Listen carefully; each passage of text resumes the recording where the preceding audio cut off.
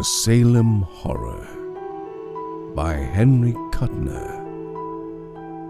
Read for you today by Hugh Carr.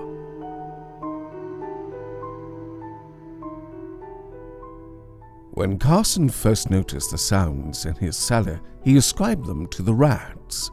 Later, he began to hear the tales which were whispered by the superstitious Polish millworkers in Derby Street regarding the first occupant of the ancient house, Abigail Prynne. There was none living today who could remember the diabolical old hag, but the morbid legends which thrive in the witch district of Salem like rank weeds on a neglected grave gave disturbing particulars of her activities, and they were unpleasantly explicit regarding the detestable sacrifices she was known to have made to a worm-eaten, crescent-horned image of dubious origin. The oldsters still muttered of Abby Prynne and her monstrous boasts that she was high priestess of a fearfully potent god which dwelt deep in the hills. Indeed, it was the old witch's reckless boasting which had led to her abrupt and mysterious death in 1692, about the same time of the famous hangings on Gallows Hill. No one liked to talk about it, but occasionally a toothless crone would mumble fearfully that the flames could not burn her, for her whole body had taken on the peculiar anesthesia of her witch mark. Abby Prynne and her anomalous statue had long since vanished, but it was still difficult to find tenants for her decrepit, gabled house, with its overhanging second story and curious diamond-shaped casement windows. The house's evil notoriety had spread throughout Salem. Nothing had actually happened there of recent years, which might give rise to the inexplicable tales, but those who rented the house had a habit of moving out hastily, generally with vague and unsatisfactory explanations connected with the rats. And it was a rat which led Carson to the witch room. The squealing and muffled pattering within the rotting walls had disturbed Carson more than once during the nights of his first week in the house, which he had rented to obtain the solitude that would enable him to complete a novel for which his publishers had been asking. Another light romance to add to Carson's long string of popular successes. But it was not until some time later that he began to entertain certain wildly fantastic surmises regarding the intelligence of the rat that scurried from under his feet in the dark hallway one evening. The house had been wired for electricity, but the bulb in the hall was small and gave a dim light. The rat was a misshapen black shadow as it darted a few feet away and paused, apparently watching him. At another time, Carson might have dismissed the animal with a threatening gesture and returned to his work, but the traffic on Derby Street had been unusually noisy, and he had found it difficult to concentrate upon his novel.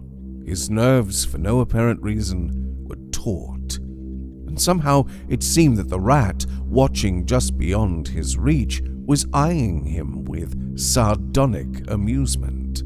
Smiling at the conceit, he took a few steps toward the rat, and it pushed away to the cellar door, which he saw with surprise was ajar. He must have neglected to close it the last time he had been in the cellar, although he generally took care to keep the door shut, for the ancient house was draughty. The rat waited in the doorway. Unreasonably annoyed, Carson hurried forward, sending the rat scurrying down the stairway. He switched on the cellar light and observed the rat in a corner. It watched him keenly out of glittering little eyes. As he descended the stairs, he could not help feeling that he was acting like a fool. But his work had been tiring, and subconsciously he welcomed any interruption.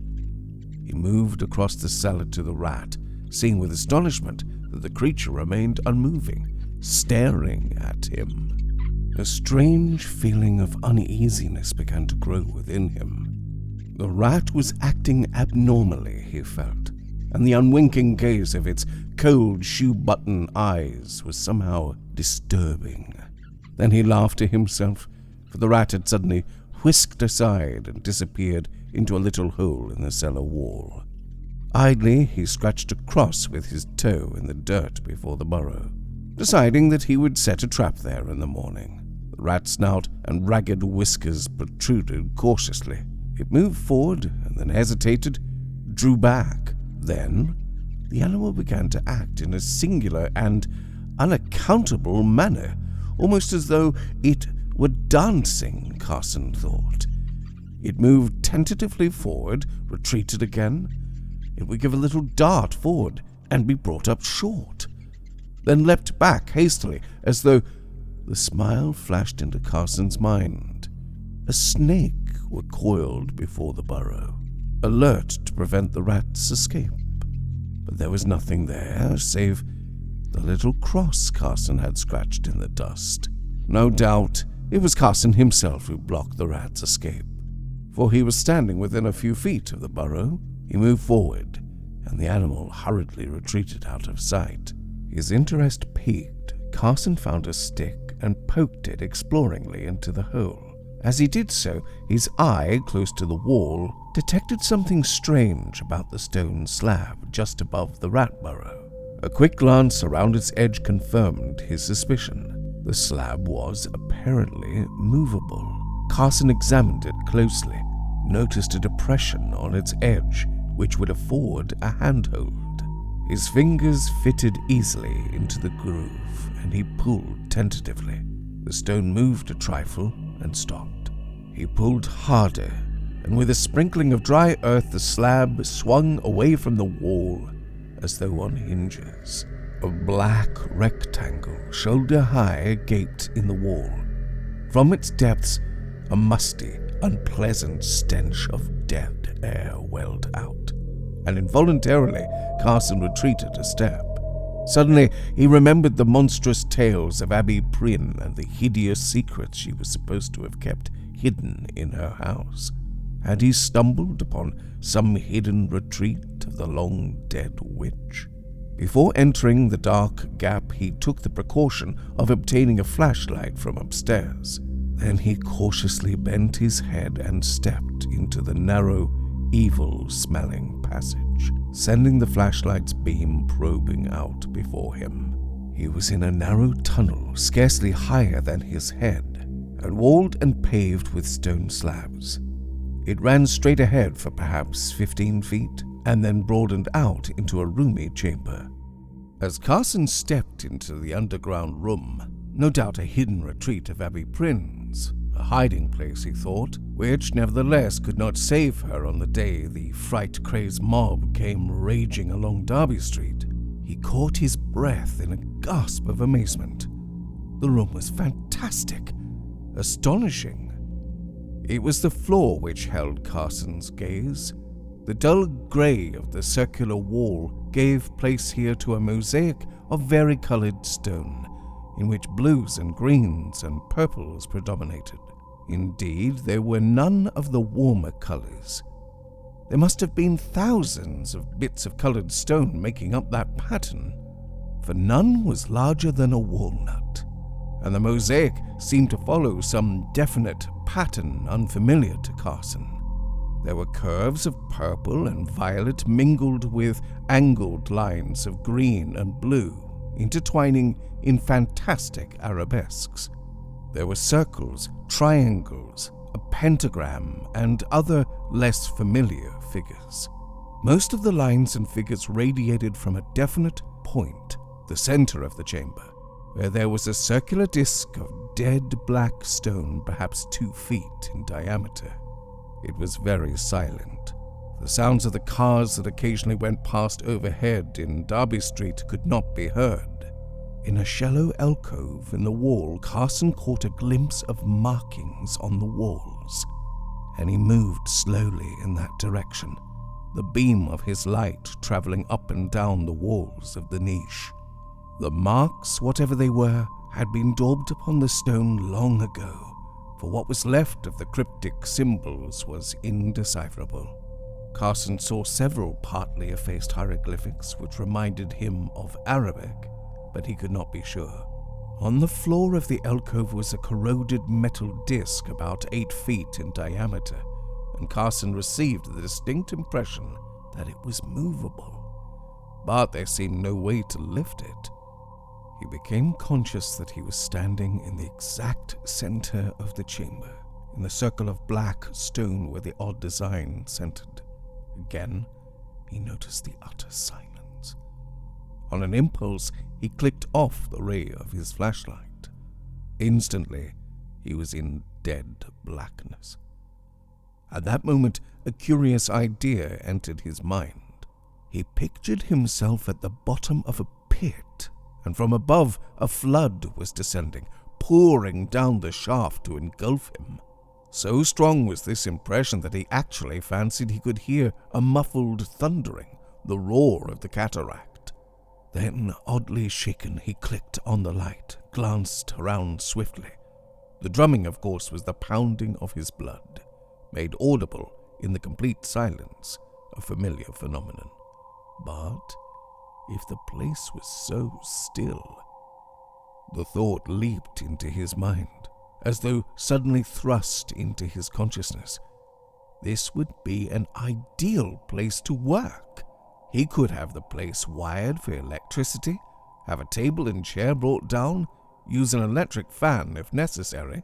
Although the musty odor he had first noticed seemed to have disappeared completely, he moved to the tunnel mouth, and as he stepped from the room, he felt an inexplicable relaxation of his muscles, although he had not realized that they had been contracted. He ascribed it to nervousness and went upstairs to brew black coffee and write to his landlord in Boston about his discovery. The visitor stared curiously about the hallway after Carson had opened the door, nodded to himself as though with satisfaction. He was a lean, tall figure of a man, with thick steel-grey eyebrows overhanging keen grey eyes. His face, although strongly marked and gaunt, was unwrinkled. "About the witch room, I suppose?" Carson said ungraciously. His landlord had talked, and for the last week he had been unwillingly entertaining antiquaries and occultists, anxious to glimpse the secret chamber in which Abby Prynne had mumbled her spells. Carson's annoyance had grown, and he had considered moving to a quieter place, but his inherent stubbornness had made him stay on, determined to finish his novel in spite of interruptions. Now, eyeing his guest coldly, he said, "I'm sorry, but it's not on exhibition anymore." The other looked startled, but almost immediately a gleam of comprehension came into his eyes. He extracted a card and offered it to Carson. "Michael Lee, occultist, eh?" Carson repeated. He drew a deep breath. The occultists he had found were the worst, with their dark hints of nameless things and their profound interest in the mosaic pattern on the floor of the witch room. "I'm sorry, Mr. Lee, but I'm really quite busy. You'll excuse me." Ungraciously, he turned back to the door. "Just a moment," Lee said swiftly. Before Carson could protest, he had caught the writer by the shoulders and was peering closely into his eyes. Startled, Carson drew back, but not before he had seen an extraordinary expression of mingled apprehension and satisfaction appear on Lee's gaunt face. It was as though the occultist had seen something unpleasant, but not unexpected. "What's the idea?" Carson asked harshly. "I'm not accustomed "I'm to..." very sorry," Lee said. His voice was deep, pleasant. "I must apologize. I thought... Well, again I apologize. I'm rather excited. I'm afraid, you see, I've come from San Francisco to see this witch room of yours. Would you really mind me seeing it? I should be glad to pay any sum." Carson made a deprecatory gesture. "No," he said, feeling a perverse liking for this man growing within him. His well-modulated, pleasant voice, his powerful face, his magnetic personality. "No, I merely want a little peace. You have no idea how I've been bothered," he went on, vaguely surprised to find himself speaking apologetically. "It's a frightful nuisance. I almost wish I'd never found the room. Lee leaned forward anxiously. May I see it? It means a great deal to me. I'm vitally interested in these things.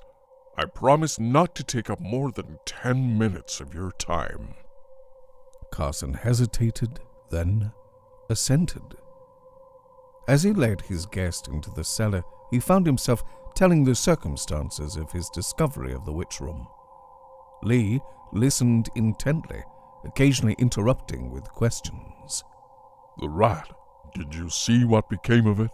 He asked. Carson looked bemused. Why, no. I suppose it hid in its burrow. Why? One never knows, Lee said cryptically as they came into the witch room.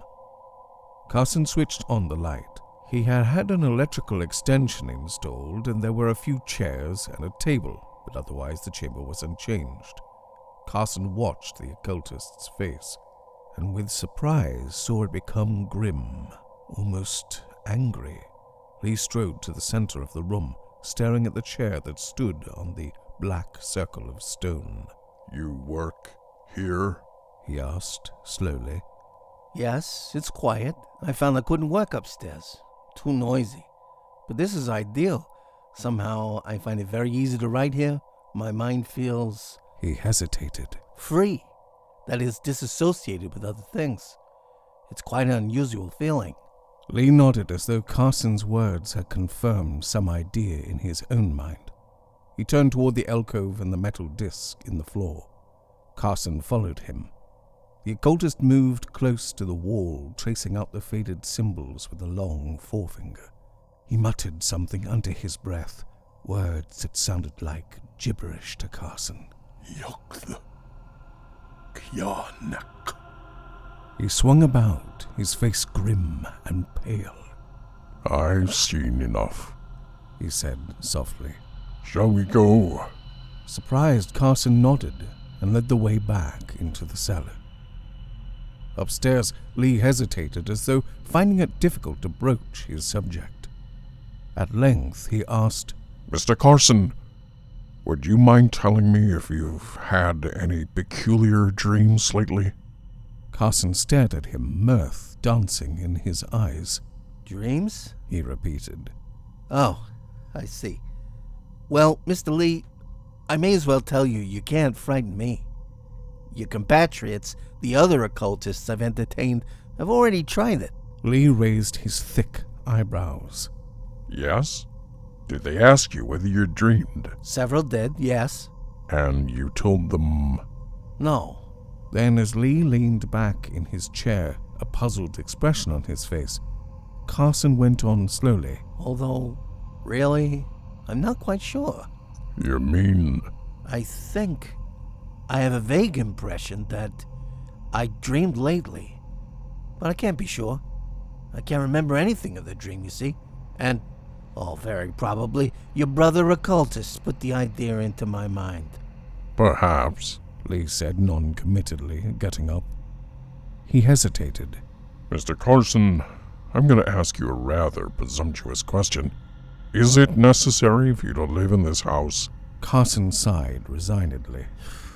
When I was first asked that question, I explained that I wanted a quiet place to work on a novel, and that any quiet place would do, but it isn't easy to find them.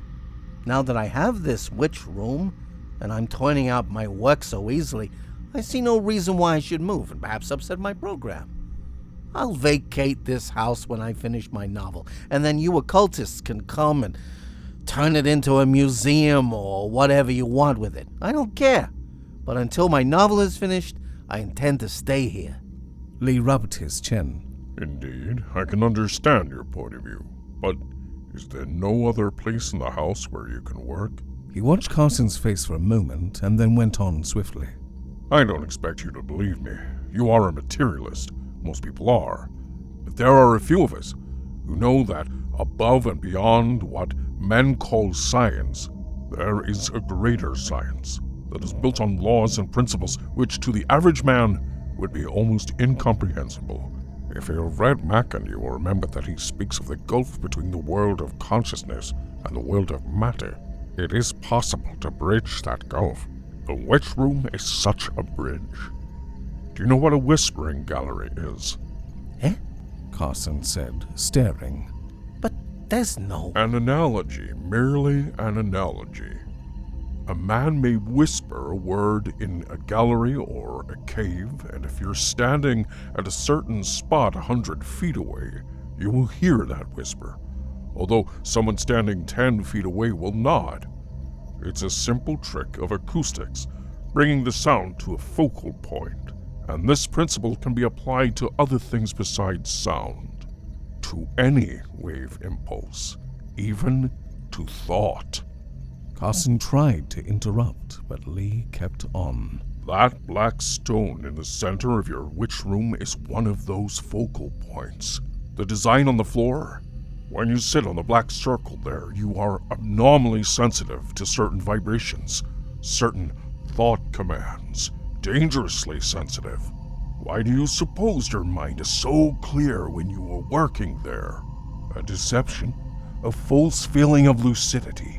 For you are merely an instrument, a microphone, tuned to pick up certain malign vibrations, the nature of which you could not comprehend. Carson's face was a study in amazement and incredulity. But you don't mean that you actually believe... Lee drew back, the intensity fading from his eyes, leaving them grim and cold. Very well. But I have studied the history of your Abigail Prynne. She too understood the super science of which I speak.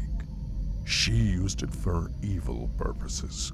The black art, as it is called.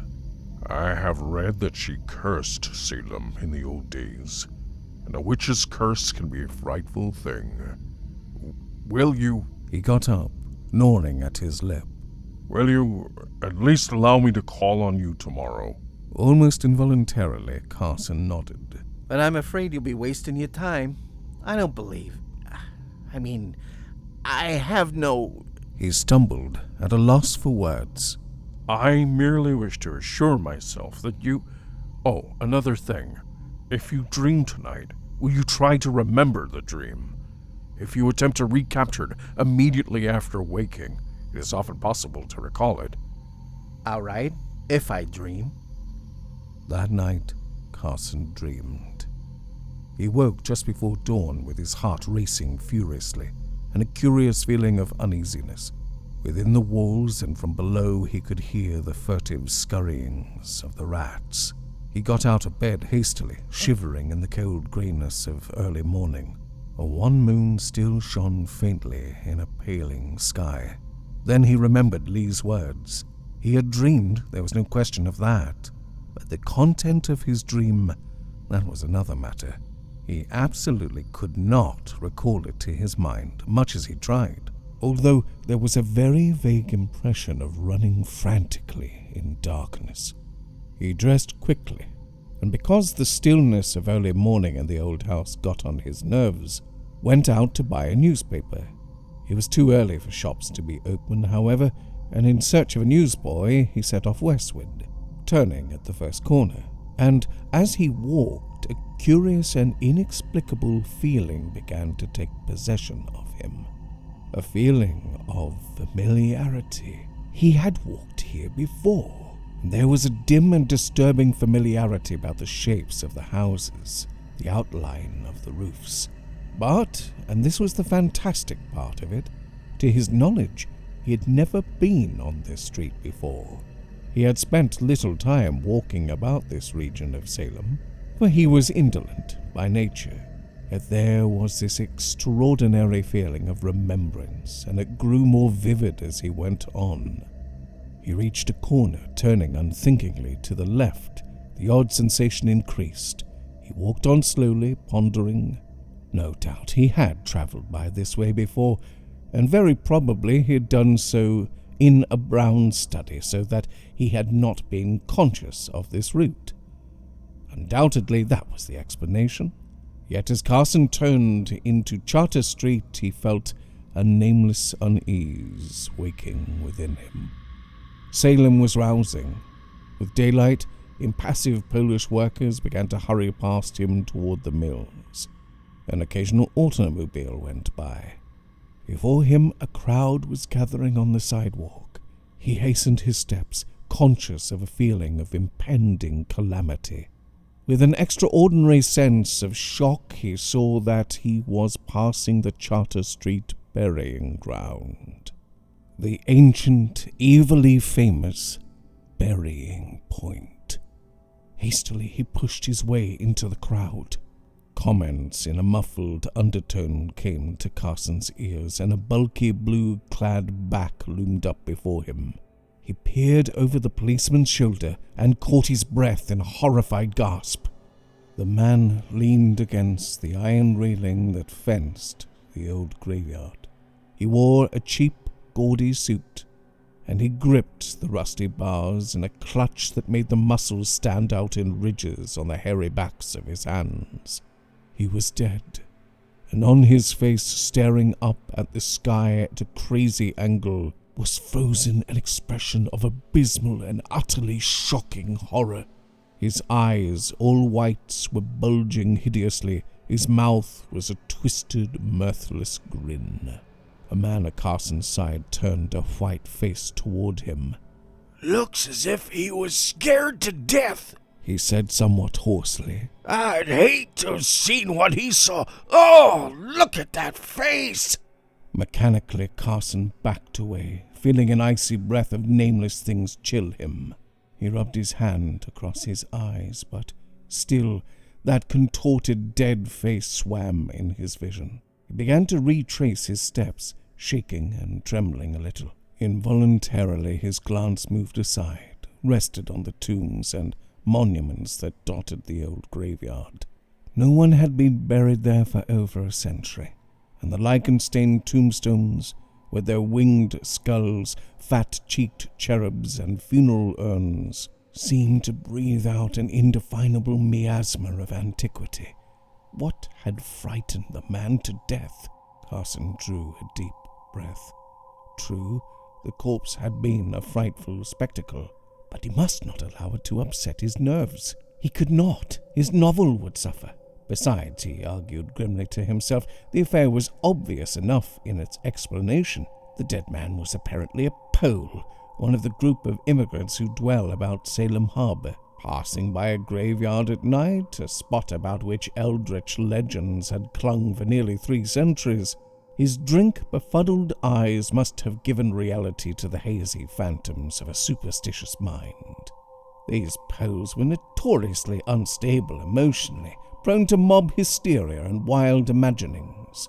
The great immigrant panic of 1853, in which 3 witch houses had been burned to the ground, had grown from an old woman's confused and hysterical statement that she had seen a mysterious, white-clad foreigner take off his face. What else could be expected of such people, Carson thought. Nevertheless, he remained in a nervous state and did not return home until nearly noon. When, on his arrival, he found Lee, the occultist, waiting, he was glad to see the man and invited him in with cordiality. Lee was very serious. "Did you hear about your friend, Abigail Prynne?" he asked without preamble, and Carson stared, pausing in the act of siphoning charged water into a glass. After a long moment, he pressed the lever, sent the liquid sizzling and foaming into the whiskey.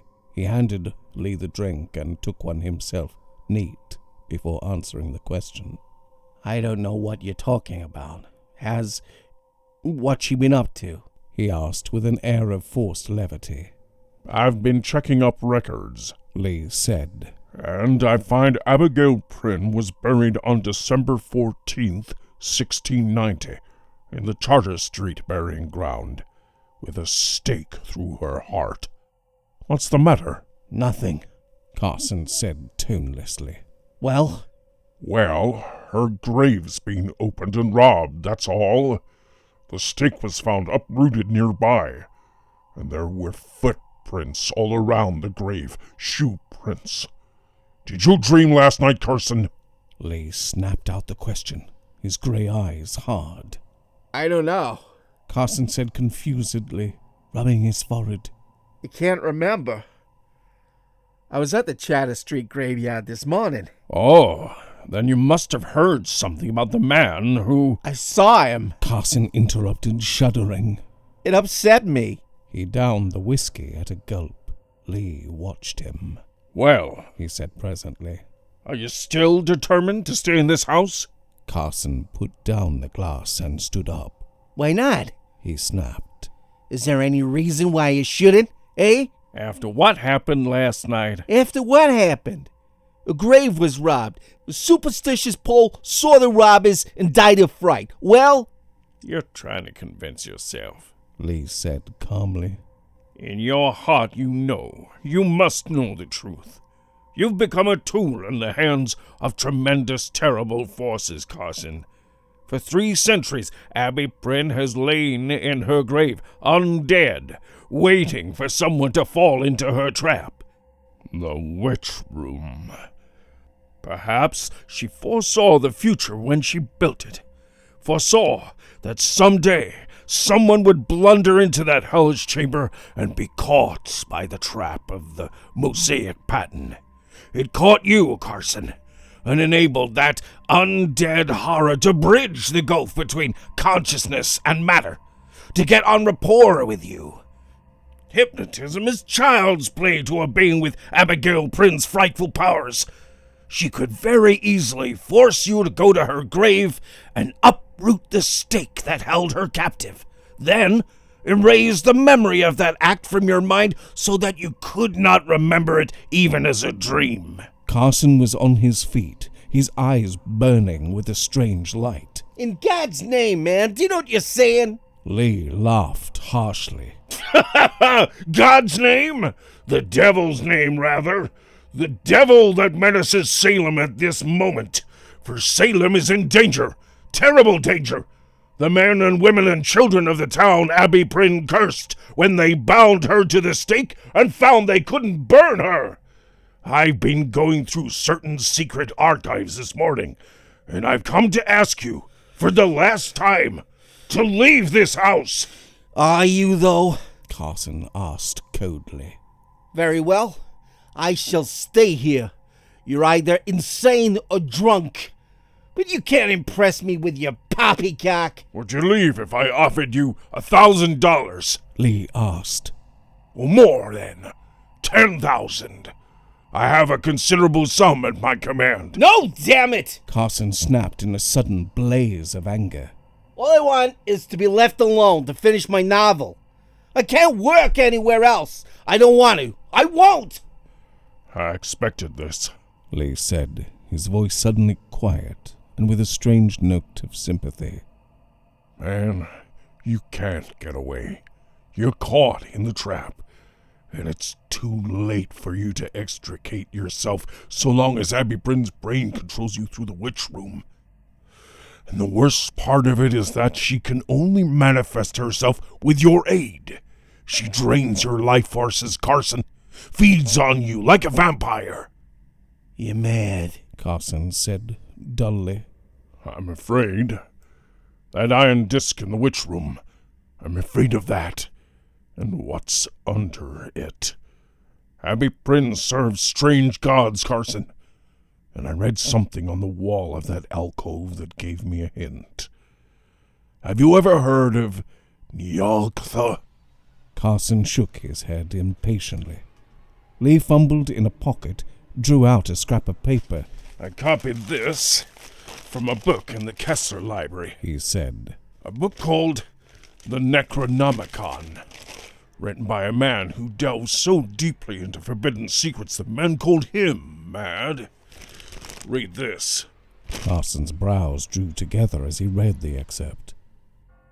Men know him as the dweller in darkness, that brother of the old ones called Nyalktha, the thing that should not be. He can be summoned to Earth's surface through certain secret caverns and fissures, and sorcerers have seen him in Syria and below the Black Tower of Leng. From the Thang Grotto of Tartary he has come, ravening to bring terror and destruction among the pavilions of the Great Khan. only by the looped cross, by the Vach Virage incantation, and by the Tikkun elixir may he be driven back to the nighted caverns of hidden foulness where he dwelleth. Lee met Carson's puzzled eyes calmly. Do you understand now? Incantations and elixirs, Carson said, handing back the paper. fiddlesticks. Far from it. That incantation and that elixir have been known to occultists and adepts for thousands of years. I've had occasion to use them myself in the past on certain occasions. And if I'm right about this thing... He turned to the door, his lips compressed in a bloodless line. Such manifestations have been defeated before, but the difficulty lies in obtaining the elixir. It's very hard to get, but I hope I'll be back. Can you stay out of the witch room until then? I'll promise nothing, Carson said. He had a dull headache, which had been steadily growing until it obtruded upon his consciousness, and he felt vaguely nauseated. Goodbye. He saw Lee to the door and waited on the steps, with an odd reluctance returned to the house. As he watched the tall occultist hurry down the street, a woman came out of the adjoining house. She caught sight of him, and her huge breasts heaved. She burst into a shrill, angry tirade. Carson turned, staring at her with astonished eyes. His head throbbed painfully.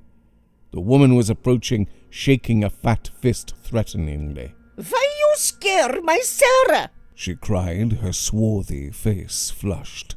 Why you scare her with your fool tricks, eh? Carson moistened his lips. I'm sorry, He said slowly. very sorry. I didn't frighten you, Sarah. I haven't been home all day. What frightened her? The brown thing. It ran in your house, Sarah say. The woman paused and her jaw dropped. Her eyes widened. She made a peculiar sign with her right hand, pointing her index and little fingers at Carson, while her thumb was crossed over the other fingers. The old witch. She retreated hastily, muttering in Polish in a frightened voice. Carson turned, went back into the house. He poured some whiskey into a tumbler, considered, and then set it aside untasted. He began to pace the floor, occasionally rubbing his forehead with fingers that felt dry and hot. Vague, confused thoughts raced through his mind. His head was throbbing and feverish. At length, he went down to the witch room. He remained there, although he did not work, for his headache was not so oppressive in the dead quiet of the underground chamber. After a time, he slept. How long he slumbered he did not know. He dreamed of Salem, and a dimly glimpsed gelatinous black thing that hurtled with frightening speed through the streets.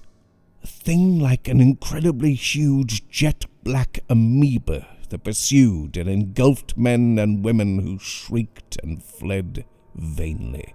He dreamed of a skull face peering into his own, a withered and shrunken countenance in which only the eyes seemed alive, and they shone with a hellish and evil light. He woke at last, sat up with a start. It was very cold. It was utterly silent. In the light of the electric bulb, the green and purple mosaic seemed to writhe and contract toward him, an illusion which disappeared as his sleep-fogged vision cleared. He glanced at his wristwatch. It was 2:00. He had slept through the afternoon and the better part of the night. He felt oddly weak, and a lassitude held him motionless in his chair. The strength seemed to have been drained from him. The piercing cold seemed to strike through to his brain, but his headache was gone. His mind was very clear, expectant, as though waiting for something to happen. A movement nearby caught his eye. A slab of stone in the wall was moving. He heard a gentle grating sound, and slowly a black cavity widened from a narrow rectangle to a square. There was something crouching there in the shadow. Stark, blind horror struck through Carson as the thing moved and crept forward into the light. It looked like a mummy. For an intolerable, age-long second, the thought pounded frightfully at Carson's brain. It looked like a mummy. It was a skeleton, thin, parchment-brown corpse, and it looked like a skeleton with the hide of some great lizard stretched over its bones. It stirred, it crept forward, and its long nails scratched audibly against the stone. It crawled out into the witch room, its passionless face pitilessly revealed in the white light, and its eyes were gleaming with charnel life. He could see the serrated ridge of its brown, shrunken back. Carson sat motionless. Abysmal horror had robbed him of the power to move. He seemed to be caught in the fetters of dream paralysis, in which the brain, an aloof spectator, is unable or unwilling to transmit the nerve impulses to the muscles. He told himself frantically that he was dreaming, that he would presently awaken. The withered horror arose. It stood upright, skeleton thin, and moved to the alcove where the iron disc lay embedded in the floor. Standing with its back to Carson, it paused, and a dry and sear whisper rustled out in the dead stillness. At the sound, Carson would have screamed, but he could not. Still the dreadful whisper went on, in a language Carson knew was not of earth. And as though in response, an almost imperceptible quiver shook the iron disc. It quivered and began to rise, very slowly, and as if in triumph the shriveled horror lifted its pipe-stem arms. The disc was nearly a foot thick, but presently, as it continued to rise above the level of the floor, an insidious odor began to penetrate the room. It was vaguely reptilian, musky, and nauseating. The disc lifted inexorably, and a little finger of blackness crept out from beneath its edge. Abruptly, Carson remembered his dream of a gelatinous black creature that hurtled through the Salem streets. He tried vainly to break the fetters of paralysis that held him motionless. The chamber was darkening, and a black vertigo was creeping up to engulf him. The room seemed to rock. Still the iron disc lifted. Still the withered horror stood with its skeleton arms raised in blasphemous benediction.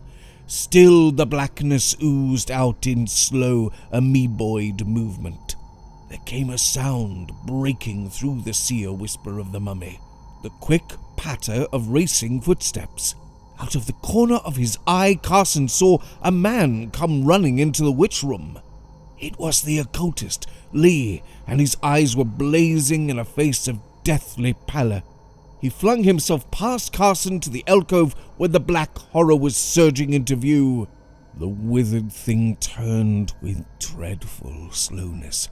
Lee carried some implement in his left hand, Carson saw, a crux ansata of gold and ivory. His right hand was clenched at his side. His voice rolled out sonorous and commanding. There were little beads of perspiration on his white face. Yana Kadishtu Nilkari Stilbisna Kana Nyolktha Gianak Felector. The fantastic, unearthly syllables thundered out, echoing from the walls of the vault. Lee advanced slowly, the crux ansata held high, and from beneath the iron disc, black horror came surging. The disc was lifted, flung aside, and a great wave of iridescent blackness, neither liquid nor solid, a frightful gelatinous mass came pouring straight for Lee. Without pausing in his advance, he made a quick gesture with his right hand, and a little glass tube hurtled at the black thing was engulfed. The formless horror paused. It hesitated, with a dreadful air of indecision, and then swiftly drew back.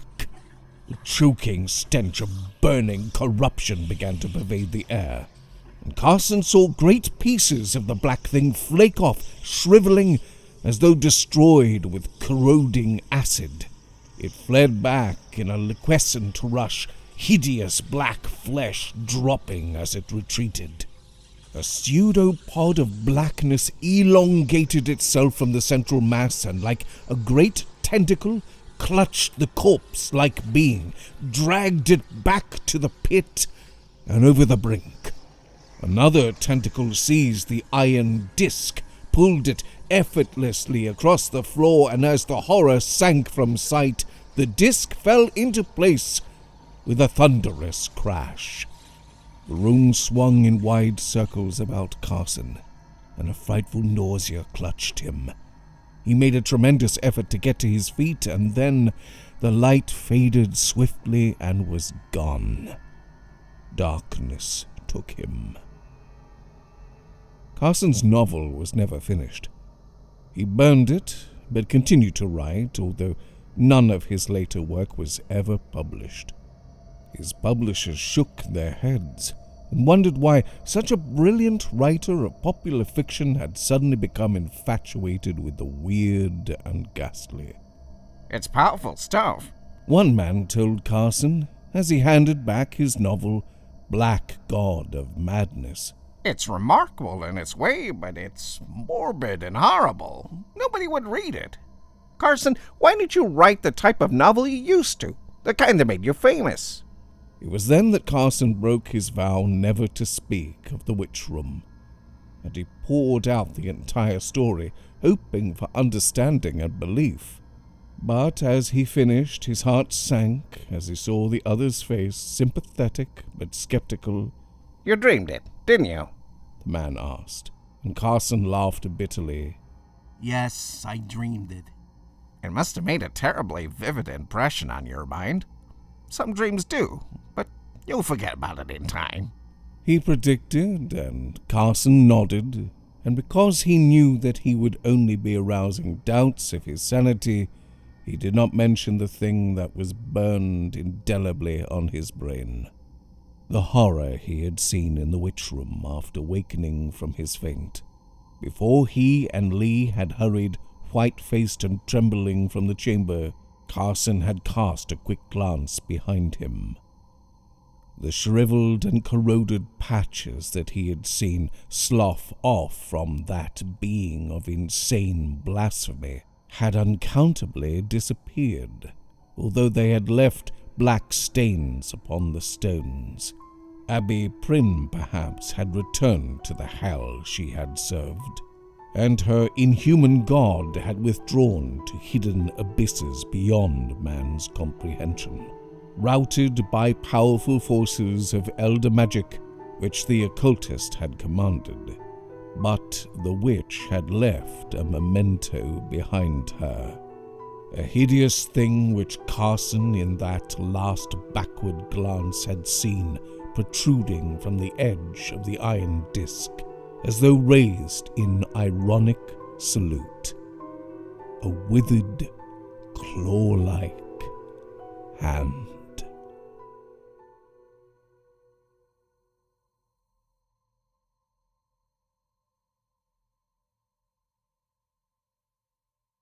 If you've enjoyed this story, The Salem Horror by Henry Kuttner, there's more Henry Kuttner stories to enjoy this weekend on my Patreon.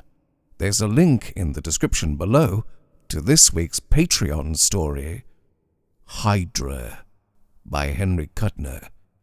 If you found this one frightening, it's nothing compared to the abject horror of Hydra. Available now only on the Patreon. If you love the stories on the Black Dog Chronicles, why not get one story a week, as well as other items like behind the scenes, outtakes, short films created by me, and the entirely additional series The Black Dog Chronicles Retrospective. Episode 5 came out this week. It's all on Patreon, the best place to get content from the Black Dog Chronicles. I'll see you there. But please, whatever you do, don't forget to look out For the shadows.